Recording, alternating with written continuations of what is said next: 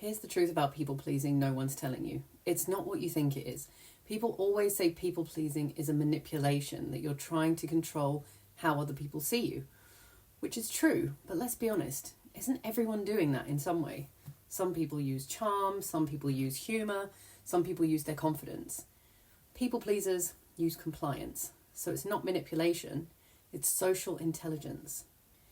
This was your inner intelligence figuring out the best way to navigate the world, our social structures, family dynamics.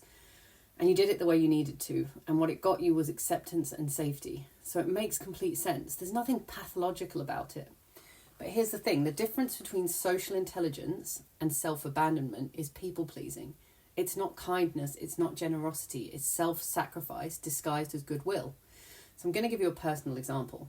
In the last apartment I lived in, I had an upstairs neighbour and he used to slam the toilet seat down every morning at 3 a.m. And I have terrible sound sensitivity, so it would wake me up. Not only that, it would wake up my puppy. She would start barking. It was driving me mad and making me miserable. So what did I do? I obsessed over it for weeks and weeks and weeks. I even looked into soundproofing my bedroom ceiling, which was going to cost me $3,000. I bought sleep headphones that were £200 and it did absolutely nothing. I could still hear it. But the idea of confronting this guy, of going up to him and asking to have a need met, impossible. That is a people pleaser's worst nightmare, to ask for what you need. So what did I do? I baked him a cake, of course, and I bought the cake upstairs as some kind of peace offering when I asked him to stop making the noise. Now, in another situation, that might have been a kind gesture, but in this case it wasn't, because it came from people pleasing. It was about smoothing things over and seeking approval. It came from a place of submission. It was me saying, I'm not worthy of having my needs met unless I offer you something in return. In this case, a cake. That's people pleasing. And guess what? He didn't stop. In fact, it got worse. Now, this situation happened again years later in a different apartment. And I handled things differently. I approached with a calm energy and I directly and kindly asked, please could you stop doing A and maybe fix this? It was a different thing, but same kind of situation.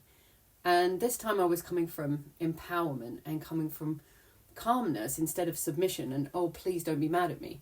And the second time, they did the thing that I asked. They stopped doing the thing I asked and I gave them a gift to say thank you.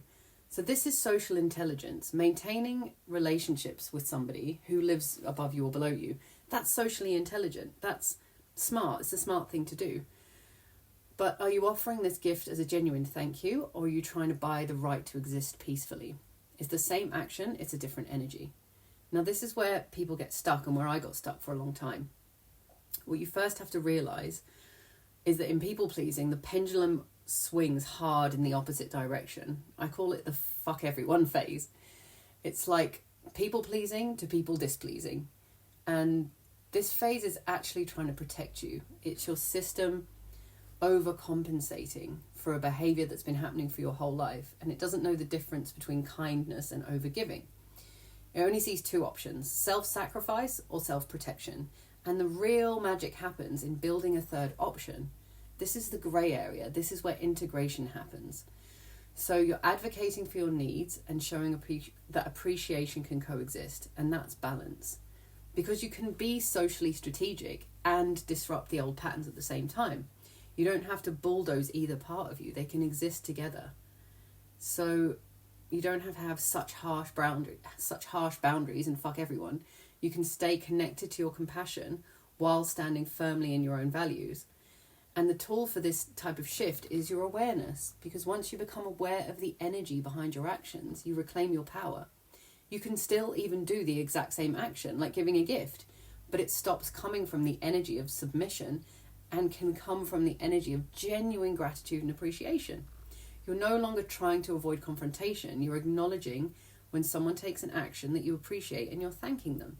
This is a game changer. When you shift your energy, you stop leaking power. You stop signaling, please like me, please don't be mad at me. And instead, your energy says, I see you, I honour what you did, I appreciate it, and I offer you something in return. It's subtle, but that shift is everything. Same behaviour, completely different energy. Suddenly, you are taking up more space, energetic space. You're embodying a different kind of social intelligence, one that carries integrity and kindness, genuine kindness, without reinforcing unworthiness. And people are going to feel that shift. You're not waving a sign that says, take advantage of me, I need you to like me. You're quietly radiating self-respect. And when you respect yourself, the world is going to mirror that back at you.